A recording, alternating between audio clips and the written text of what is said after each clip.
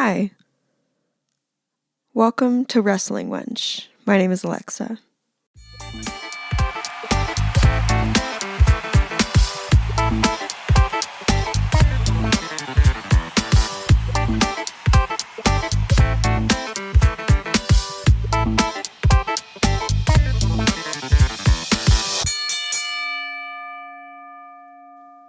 These past few months, I've been trying my hand at a little bit of sports journalism.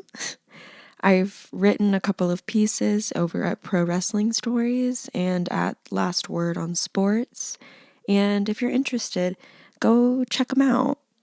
As I'm sure most people can relate to, I've been busy and overwhelmed lately, so I think today I'm gonna read you one of the pieces that I just put out with Last Word on Sports.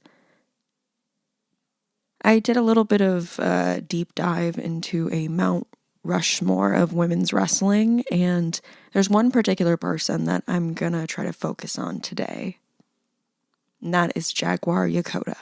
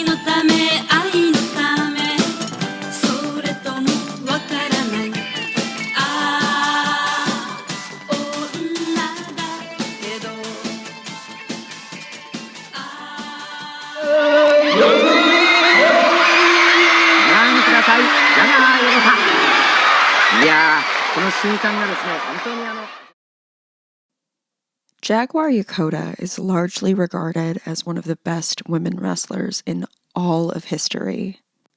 Although her name is not as world-renowned as some of her students or her compatriots, she is still an innovator of the sport and changed it, flipped it, twisted it into what we see it is now.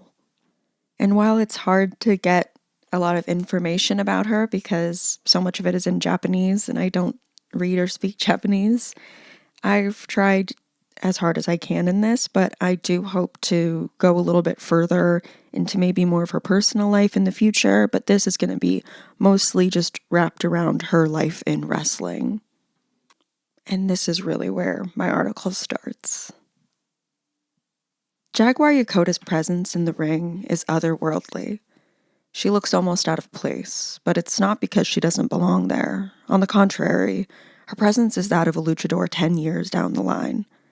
Her style is unique and was shaped by many different forces of nature. Yokota began her training at AJW, All Japan Women, in 1977. She was inspired by the Beauty Pair, a women's tag team turned pop group sensation whose idol status proliferated in Japan. Yokota was in the vanguard of a growing industry, and in her technical prowess, it quickly impressed those around her. At only 15 years old when she started, she was incredibly small in stature. She was only 5'3". Her dexterity and agility because of this shined through in her speed. It was a quality that she kept with her throughout her career. Every match of hers is a never-ending loop of holds, reversals, and momentum. The force behind her was multiplied through her masterful use of the ropes, and she would generate even more from how she launched herself, a front-facing round-off using her skull, which is a move that you can see Natalya Neidhart do in the ring today. Yokota began exhibiting the bare bones of a new style that would sweep the wrestling world. She must have impressed her trainers because she became the inaugural AJW Junior Champion and then the AJW Champion straight out of the gate. Championship opportunities continued to barrel towards her when she and Ayumi Horii captured the WWWA tag team titles. Afterward, she vacated that tag title and she promised that she was going to do it so she could crush the WWWA singles title, the very same that Mildred Burke had held. And she followed through on that promise pretty fast, because she became the champion by defeating one half of her childhood inspirations, Jackie Sato from the Beauty Pair. Yokota's birth name is Rimi, but during this time in her career, she was knighted as Jaguar, either because of her patented speed, grace, and dexterity, or as an homage to Godzilla's Jet Jaguar. And she kept that title close to her chest, because she was the WWWA singles champion for 2 years, until she was defeated by a luchadora named La Galactica in a hair versus mask match. She lost her hair and her title that day. Watching her hair get cut off in chunks shows you just how much the audience loved her. You can see a little girl crying her eyes out watching her hair get chopped off. She was beloved. But not only was her physicality jaw-dropping, her acting ability was also masterful. Her in-ring psychology became perfected. Every move executed was a domino effect to another. When she was trapped by an opponent, she would emote with exaggerated, twisted distortions on her face. Every match was a war, and she fought for every hold she grabbed, demonstrating planned maneuvers and executing them in a matter of seconds. She would do a kick-out like that of a lot of her compatriots, like a zombie reaching its hand out of the ground for the first time in years. You can hear the crowd react to her arching her back out of a 1-2-3 and kicking out.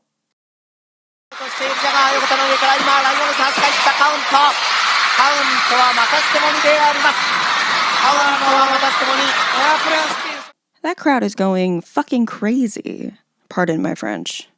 Part of the reason that the crowd is so invested is that truly women's wrestling in Japan at this time was explosively large, gargantuan, like the purse in Succession.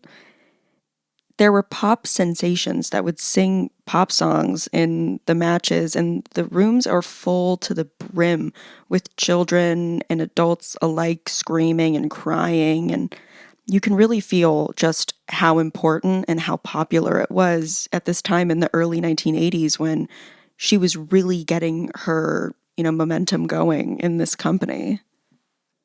And Yokota's wrestling technique itself was crafted from her give-and-take relationship with Lucha Libre. Through watching luchadors and luchadoras who toured Japan, Yokota dissected and manipulated pieces of their style through her Joshi-trained eye.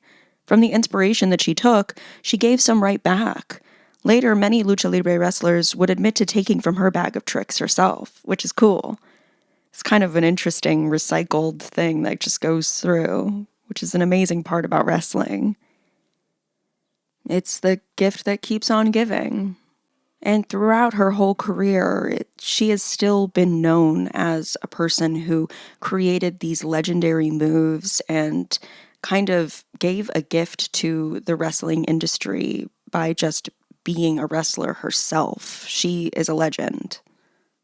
Jaguar Yokota's finishers included what Triple H would later call the pedigree, but Yokota's had much more risk and severity. After placing her opponent's head between her legs and hooking their arms through her own, she would lift them straight up in the air, capsized, and bring them down to the mat, their head as their cushion. It looks real fucked every time you watch it. It's scary. She's also credited with the creation of the jackhammer, which was later popularized by Goldberg. Sorry. I don't like Goldberg. That's a me thing. As I get closer to kind of wrapping this all up, there is one more piece of her legacy to include. The women Jaguar Yokota ushered in are also an incredibly important part of her story. After her first retirement in 1986, Yokota immediately began training other mentees.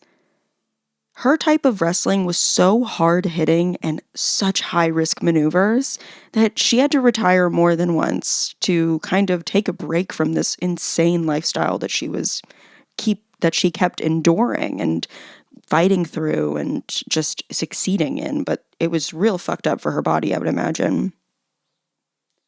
She started passing on her well-earned wisdom to those who came in behind her, which is such an incredible trait for a legend like herself. She has trained some of the best wrestlers to grace a ring.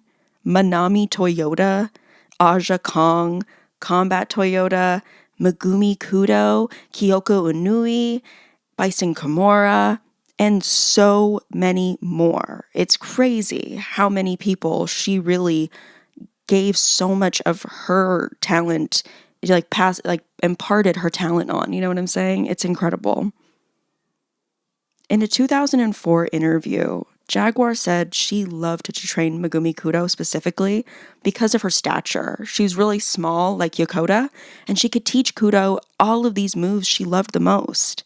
Jaguar Yokota embodies what is so important in wrestling. She was just as concerned with those who were coming after her than just herself. And the wrestling industry is ever evolving, ever growing. And to nurture those seeds behind you is amazing, I think. And when you're known as one of the best innovators of women's wrestling in history, it's amazing to have that quality about you. And in the same interview, she said that she's very happy with the legacy that she's left. And when her time in this life comes to an end, she will be, quote, smiling with satisfaction ringside. Thank you so much for listening. I hope you enjoyed it. My name is Alexa Pruitt. I am the creator and writer and producer of Wrestling Wench, and the music is by Kreider Dane of Helter Skelter Music Productions. If you like what you hear, please join me again, and maybe leave us a little bit of a review or something if you got this far. Thank you so much.